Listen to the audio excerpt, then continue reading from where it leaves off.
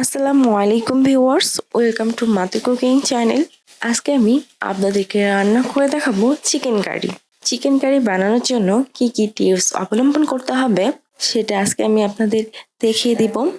আর এই চিকেন কারিটা খেতে কিন্তু ভীষণ মজার। গরম ভাতের সাথে এই চিকেন কারিটা যেন একেবারে জমে যায়।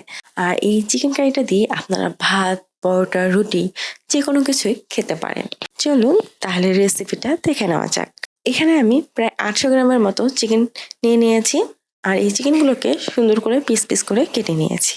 তারপর এগুলোকে খুব ভালোভাবে পরিষ্কার করে নিয়েছি। এখন এর মধ্যে দিয়ে দিব হলুদের গুঁড়া হাফ টিস্পুন। হলুদের গুঁড়ার পরিমাণটা আমি একটু কম ব্যবহার করছি। দিয়ে দিব মরিচের গুঁড়া 1 টিস্পুন, লবণ পরিমাণ মতো, আদা ও রসুন বাটা 2 চা চামচ। দিয়ে দিচ্ছি জিরা গুঁড়া 1 টিস্পুন, ধনিয়া গুঁড়া 1 টিস্পুন, গোলমরিচের গুঁড়া হাফ টিস্পুন। দিয়ে দিচ্ছি গরম মশলা গুঁড়া 1 টিস্পুন। দিয়ে দিচ্ছি লেবুর রস।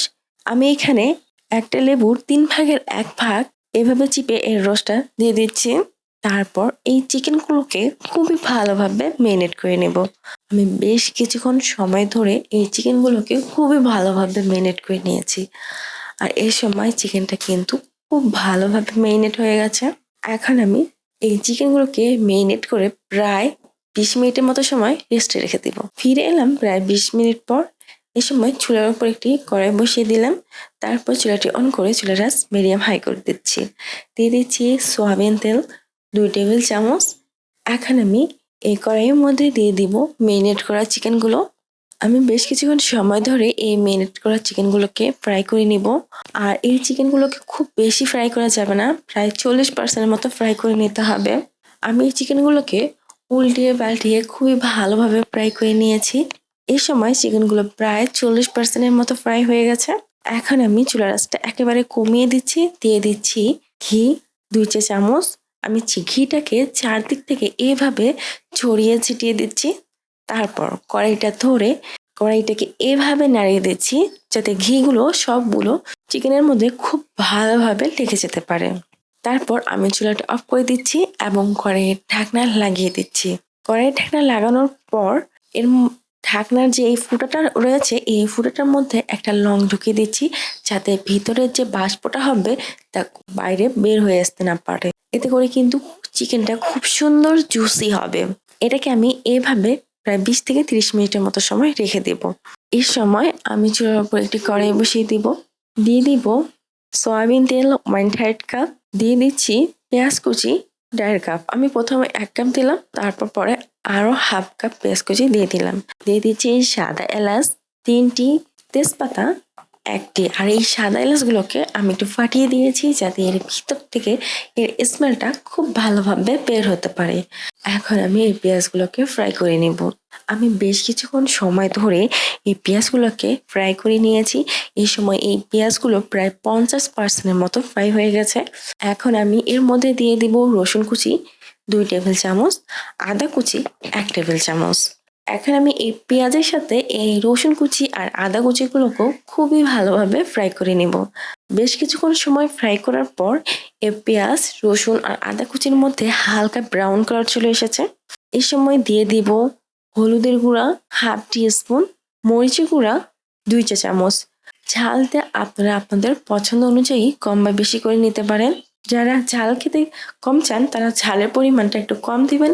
যারা ঝাল খেতে বেশি পছন্দ করেন তারা চাইলে মরিচের গুঁড়াটা আরেকটু বেশিও দিতে পারেন।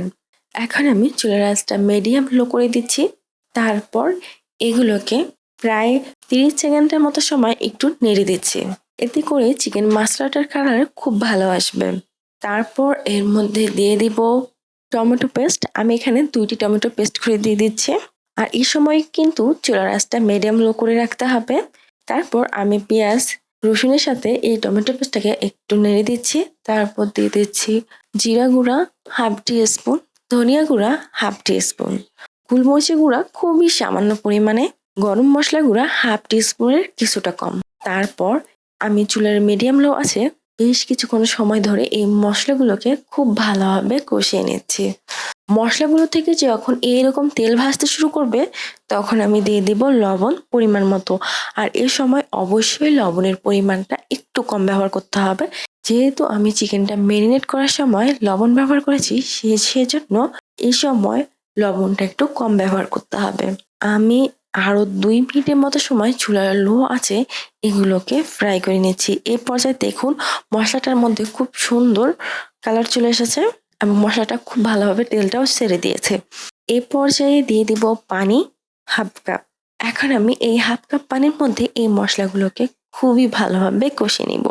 আর এদিকে আমার ফ্রাই করা চিকেনটা কিন্তু খুব ভালোভাবে জুসি হয়ে গেছে। দেখুন ঢাকনার মধ্যে এভাবে বাষ্প জমেছে।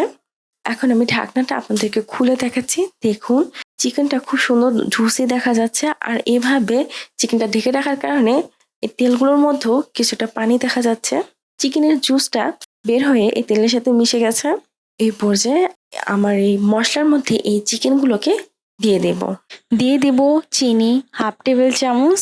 চিকেনটা এই মশলার মধ্যে দেওয়ার পর আমি খুব ভালোভাবে এই চিকেনটাকে কষিয়ে নেব। তারপর চুলার আঁচটা মিডিয়াম লো রেখে কড়াইয়ের ঢাকনা লাগিয়ে দিব এবং চিকেনটাকে 5 মিনিটের মতো সময় কুক করে নিব। অবশ্যই এই সময় চুলার আঁচটা কম করেই রাখতে হবে। ফিরে এলাম 5 মিনিট পর। এই সময় চিকেনটাকে আর একটু নাড়িয়ে দিচ্ছি। খুব ভালোভাবে নাড়িয়ে দেওয়ার পর এই সময় আমি দিয়ে দিব পানি 1 কাপ। তারপর এই চিকেনটাকে খুবই ভালোভাবে নাড়িয়ে দিব। খুব ভালোভাবে নাড়িয়ে দেওয়া হয়ে গেলে আমি কড়াইয়ের ঢাকনা লাগিয়ে চুলার মিডিয়াম হাই আছে এই চিকেনটাকে রান্না করে নেব। আমি বেশ কিছুক্ষণ সময় ধরে এই চিকেনটাকে মিডিয়াম হাই আছে রান্না করে নিয়েছি। এই সময় চিকেনটা প্রায় খুবই ভালোভাবে কুক হয়ে গেছে। এখন আমি এর মধ্যে দিয়ে দিব কাঁচামরিচ 6 থেকে 7টি। আমি এখানে গোটা কাঁচামরিচ ব্যবহার করেছি। আপনারা চাইলে কাঁচামরিচটা কেটে দিতে পারেন।